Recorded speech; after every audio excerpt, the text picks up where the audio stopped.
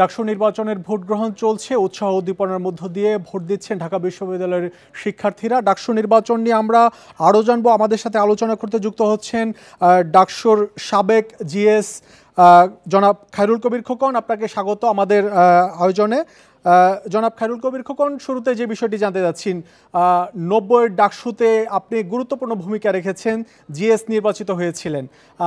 90-এর ডাকসু আর 2025-এর ডাকসু, এই দুই নির্বাচনের মধ্যে যদি তফাৎ বলতে বলি, সেক্ষেত্রে আপনি কি কি তফাৎ দেখছেন?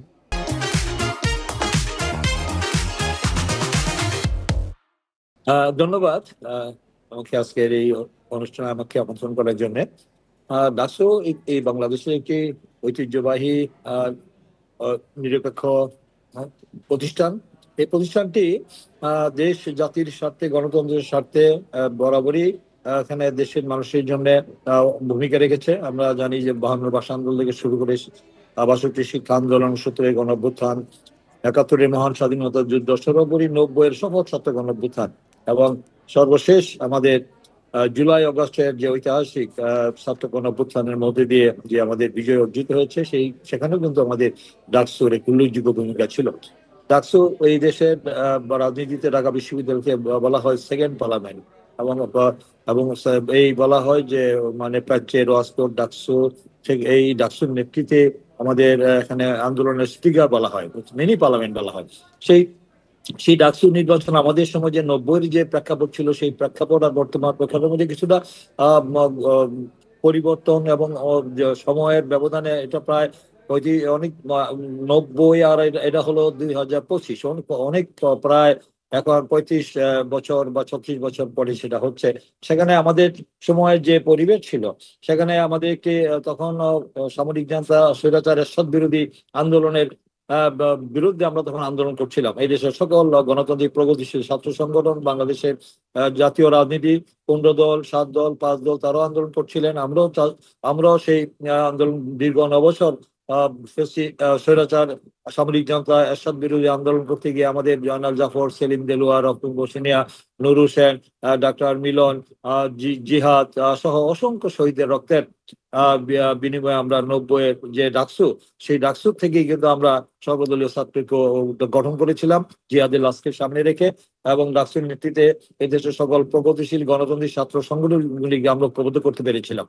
ঐক্যবদ্ধ করে আমাদের ছাত্র আন্দোলনকে চূড়ান্ত বিজয়ের লক্ষ্যে আমরা নিয়ে গিয়েছিলাম যৌক্তিক পরিণতির দিকে, যার কারণে আমাদের স্বৈরাচার 1990 সালের 6 ডিসেম্বর স্বৈরাচার এরশাদের চূড়ান্ত পতন হয়েছিল। তা আজকের সেই প্রেক্ষাপটে ডাকসু নির্বাচনে, অর্থাৎ 90-এর ডাকসু নির্বাচনের সময় বহিরাগত যারা ছিলেন, বিভিন্ন দলের নেতা বা বহিরাগতরা প্রচারণায় অংশ নিতে পেরেছে এবং এমনকি ভোটের দিনও তারা কেন্দ্রের আশপাশে যেতে পেরেছে। এবার কিন্তু সেই নিয়ম নেই। এবার শুধুমাত্র যারা ভোটার বা শিক্ষার্থী তারাই প্রচারণায় অংশ নিতে পেরেছে এবং ভোট কেন্দ্রে আজকে তাদেরকেই দেখা যাচ্ছে। এ বিষয়টি কিভাবে দেখছেন? এই সিদ্ধান্ত কতটুকু আপনাদের কাছে মনে হচ্ছে যে পরিবর্তনের ইঙ্গিত বহন করে কিনা?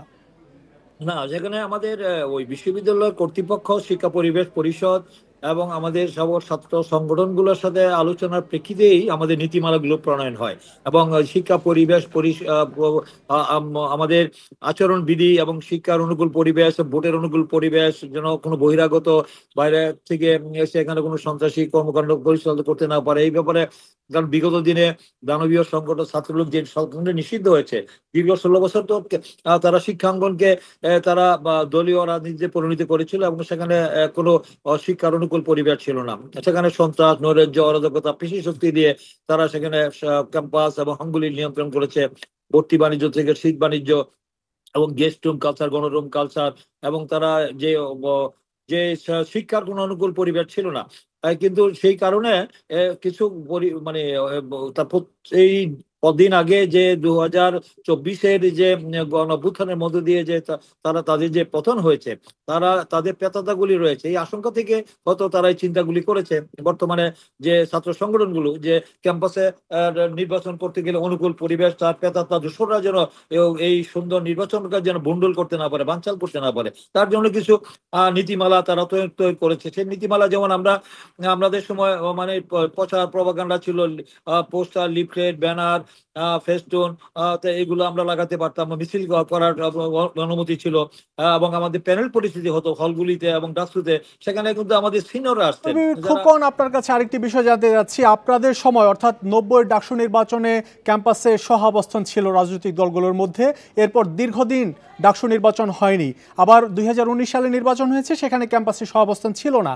আবার 2025-এ এসে আমরা রাজনৈতিক সহাবস্থান দেখতে পাচ্ছি, আজকেও সেই নজির আমরা দেখতে পেয়েছি। আসলে এই যে ক্যাম্পাসে রাজনৈতিক যে সহাবস্থান ছাত্র সংগঠনগুলোর মধ্যে, এটি ধরে রাখার জন্য আপনার পক্ষ থেকে কি কি পরামর্শ থাকবে? আমি এটা অত্যন্ত ইতিবাচক ভূমিকা রেখেছে এটা আমাদের প্রশংসনীয়। আমরা এই ব্যাপারে খুবই আশাবাদী, এবং আমরা চাই যে যে ঢাকা বিশ্ববিদ্যালয়ে যে অতীত গৌরবোজ্জ্বল ইতিহাস সেটা অক্ষুণ্ণ থাকুক, এবং এই প্রজন্মের এই তরুণরা, ছাত্ররা, তারা মানে পারস্পরিক তাদের মধ্যে রাজনৈতিক ভিন্ন মত থাকবে, ভিন্ন আদর্শ থাকবে, এবং কিন্তু তাদের যে মানে গণতান্ত্রিক যে আচার আচরণ, যে আমাদের যে সংস্কৃতি এবং আমাদের শিষ্টাচার, আমাদের একে অপরের সাথে যে সম্মান বোধটা, সেটা ক্যাম্পাসে অব্যাহত থাকবে, এবং ক্যাম্পাসের সুন্দর অনুকূল পরিবেশ বজায় রাখার জন্য তারা মানে বিশ্ববিদ্যালয় কর্তৃপক্ষের সাথে আলোচনা করে সিদ্ধান্ত হবে। এবং আমি মনে করি যে এই বিষয়গুলি অত্যন্ত ইতিবাচক এবং প্রশংসনীয়। আমরা আশা করব যে এই বর্তমানে যারা আছে তারা রেগুলার স্টুডেন্ট, তারা অত্যন্ত মেধাবী, প্রতিভাবান, তারা যেই সংগঠনই করুক না কেন, যারা নির্বাচিত হবেন এবার, এই যে আজকে যে ভোটের আরো 4 ঘন্টা বাকি রয়েছে, এখন 12টা বাজতে চলছে, 4টার দিকে ভোট গ্রহণ শেষ হবে, তারপরে হয়তো গণনা শেষ হলে হয়তো আমরা জানতে পারবো রেজাল্ট। যারা আসবেন, নির্বাচিত হবেন, এই আমাদের ঢাকা বিশ্ববিদ্যালয়ে এই 40,000 ছাত্রছাত্রীদের প্রত্যক্ষ ভোটে যারা নির্বাচিত হবেন, তারা যেই দলের যেই মতেরই হোক, স্বতন্ত্র হোক বা কোনো দলের ব্যানারে যারা নির্বাচিত হলে, তারা হবে সার্বজনীন, তারা কোনো দলের হিসাবে না। তারা ঢাকা বিশ্ববিদ্যালয় সহ সারা দেশে ডাকসুর দিকে তাকিয়ে আছে, সারা দেশ, সারা শিক্ষা প্রতিষ্ঠানগুলিতে এটার ইতিবাচক প্রভাব পড়বে। সমস্ত রাষ্ট্র, জাকসু, ইকসু, সমস্ত শিক্ষা প্রতিষ্ঠানগুলির ছাত্র সংসদ নির্বাচন হবে, এবং নির্বাচনের মধ্য দিয়ে নতুন নেতৃত্ব বেরিয়ে আসবে।